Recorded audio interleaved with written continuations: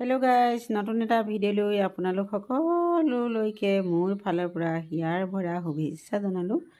ৰাতিপুৱা বাৰু সকলোৱে কাম বন কৰি ভাত পানী বনাইছেনে? ল'ৰা ছোৱালী থকাবিলাকৰ সোনকালে বনাব লাগে আৰু স্কুললৈ পঠিয়াব লাগে যে, আৰু ডিউটি যোৱা মানুহৰ কাৰণে। বাকীবিলাক বাৰু ঘৰত থকা মানুহৰ কাৰণে দেৰিকৈ বনালেও হয়।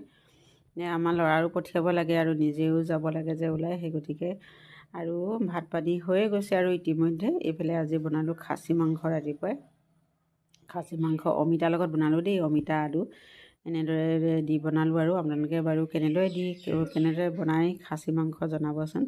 আমি কিন্তু অমিতাৰ লগত বনাই খাই ভাল পাওঁ। যিহেতু অমিতা দিলে অলপ মাংসটো সিজে ধুনীয়াকৈ। এয়া প্ৰেছাৰ কুকাৰতে দি দিয়া হ'ল আৰু অলপ ভাজি ল'লোঁ কেৰাহীত ভাজি লোৱাৰ পিছত প্ৰেছাৰ কুকাৰত দি দিলোঁ। কেনেকুৱা দেখিছে আপোনালোকে জনাবলৈ নাপাহৰিব, জনাব নিশ্চয় সকলোৱে। এতিয়ালৈ আহিছোঁ, বাই বাই, লগ পাম আকৌ আপোনালোকক।